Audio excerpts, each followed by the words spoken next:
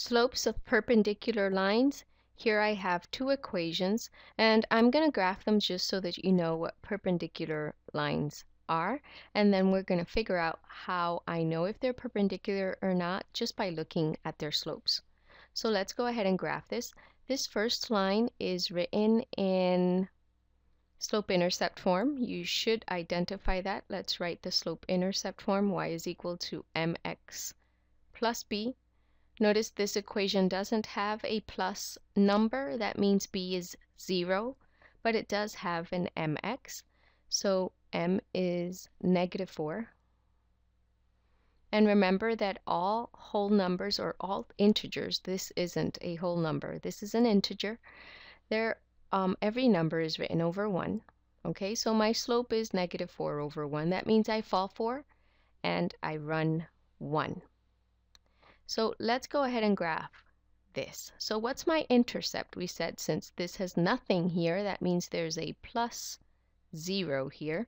So that means that your y-intercept is 0. So I'm going to plot my intercept at 0. Here it is. Okay, there's your first point.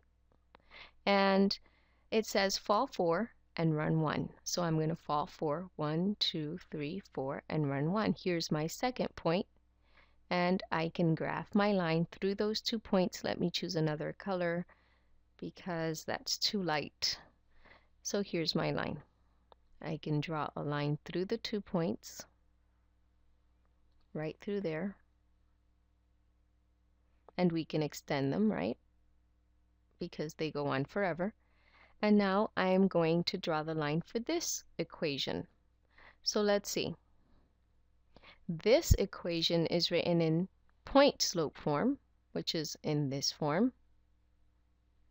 And very quickly, I can see that the slope is 1 over 4. 1 over 4, and it's positive. That means I'm going to rise 1, and I'm going to run 4. Okay, now I don't have a y-intercept, but I do have a point. Remember, point slope gives me a point. So here's my x value. X will be -1, and my y value is -2. So I'm going to go to this point, -1, -2, here it is, -1, and then -2. Here's that first point. No y-intercept, but I do have a point, and I'm going to rise 1 and run 4. So I'm going to rise 1 and run 4. 1, 2, 3, 4. Here's the second point for that line. And now I am going to draw a line through those 2 points. And here it is. Whoops, I'm sorry. I didn't use my line tool. There. So it went through that point and it extends over this way through this point. Now notice how these two lines intersect. Unlike the parallel lines did not intersect. These lines do intersect, but not only do they intersect, notice I can intersect at any angle. You see that?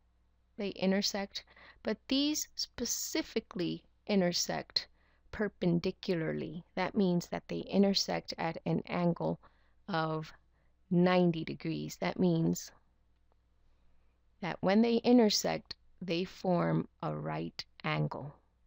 They are perpendicular. That's what it means, okay? So there you have two perpendicular lines. So let's go back to our equation. How do I know, just by looking at the equation, if the lines are perpendicular or not? This is what you're going to do.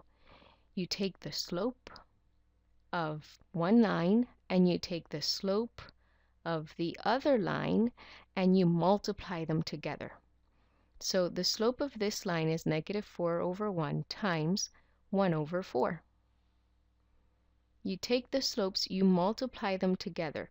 If you get -1 as your answer, that means that these two equations have lines that are perpendicular. So let's multiply. -4 times 1. Remember, when you multiply two fractions, you multiply numerator times numerator and denominator times denominator.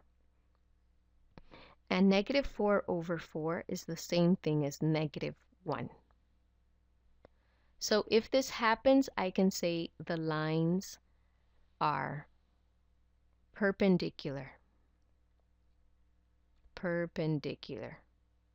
Okay, that's one way of knowing if two lines are perpendicular or not. Again, you take their slopes, you multiply them together. If you get -1, they're perpendicular.